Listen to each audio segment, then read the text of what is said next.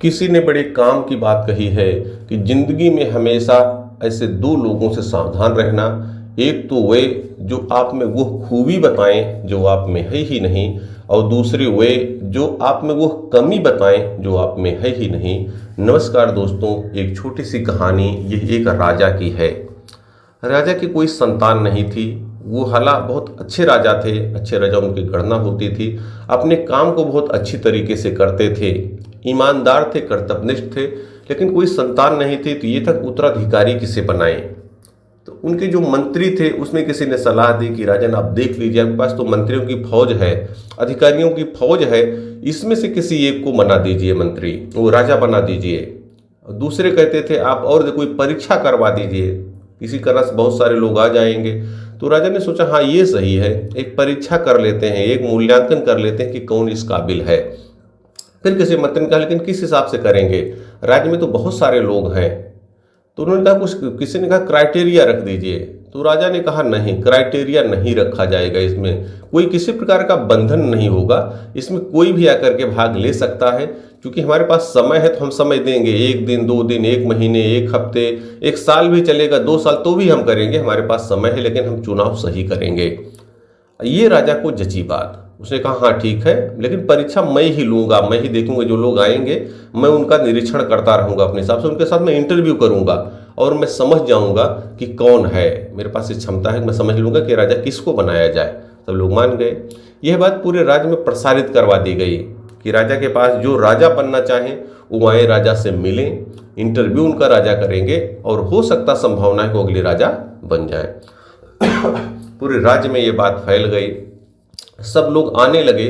उसी में एक किसान था, उसका बेटा भी था, वो भी थोड़ा महत्वाकांक्षी था। उसने अपने पिता से कहा कि पिताजी मैं भी सोच रहा हूँ जाऊँ, देखो प्रयास करूँ, राजा हो सकता है मैं ही बन जाऊँ, एक बार शामिल होने में क्या बुराई है। तो पिता ने कहा बेटा क्या स्थिति, हमारे पास कुछ पैसे नहीं, ढंग के कपड़े भी नहीं है, कैसे करेंगे।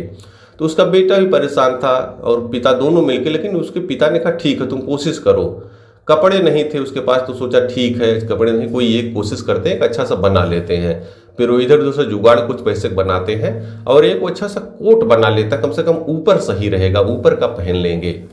और वो एक निश्चित दिन तैयार हो गया, सुबह ही उठ गया, नहा धो करके भगवान को याद किया और निकल पड़ा राजा से मिलने के लिए। तो जब वो राजा के महल की तरफ पहुंचा तो उसके थोड़ा ही पहले देखता है एक भिखारी खड़ा है और उसने उसको बुलाया, कहा बेटा ये सर्दी का मौसम देखो, मैं ठिठुर रहा हूँ, मेरे पास कुछ पहनने का नहीं है, तुम किस प्रकार से मेरी मदद कर सकते हो, कुछ मुझे तुम मेरी मदद करो। तो कहता देखिए अब अपना कपड़ा देख रहा है, कोट अपना देख रहा है, उसके पास कुछ खाने पीने का था, खाने पीने का सामान था।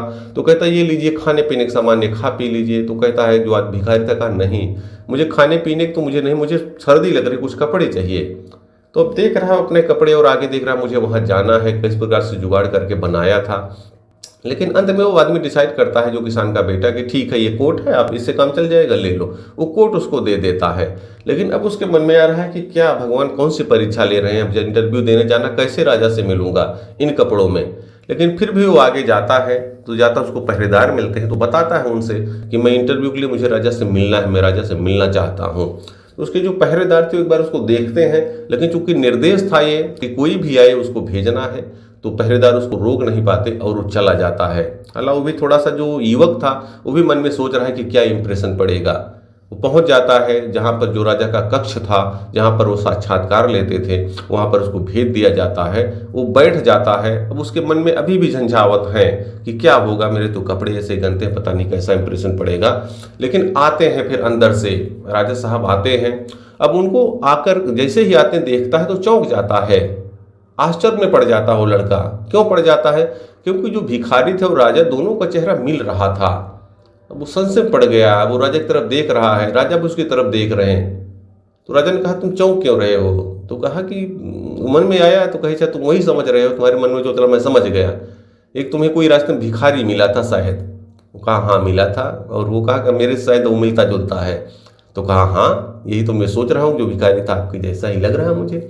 तो राजा ने कहा कि वही भिखारी, जो भिखारी था वो मैं ही था, मैं ही, इसीलिए तुम संशय मत करो, मैं ही वहां था और मैं ही तुमसे वो मांग रहा था।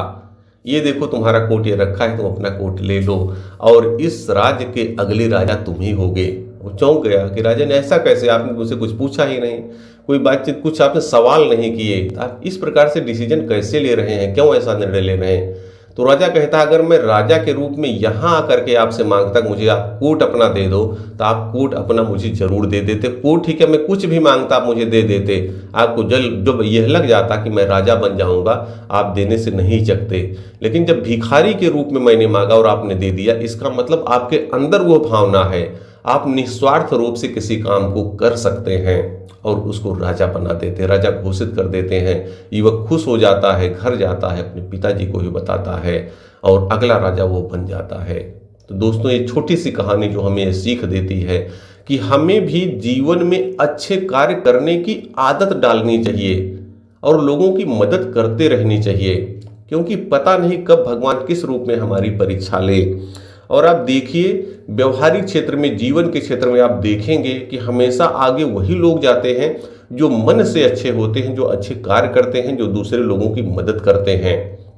तो भगवान भी आपको बहुत सारे संसाधन दे रखे हैं, जो भी भगवान ने आपको दिया है उनके प्रति आप कृतज्ञता का भाव अपनाइए और अपने जीवन को बेहतर से बेहतरीन बनाइए। याद रखिए हमेशा, ऊपर वाले न भूल करते हैं न भूलते हैं, वह आपके प्रत्येक कर्म का उचित समय पर फल अवश्य देते हैं। सच्ची सोच के साथ सच्ची मेहनत करिए और जीवन में आगे बढ़िए। बहुत बहुत धन्यवाद।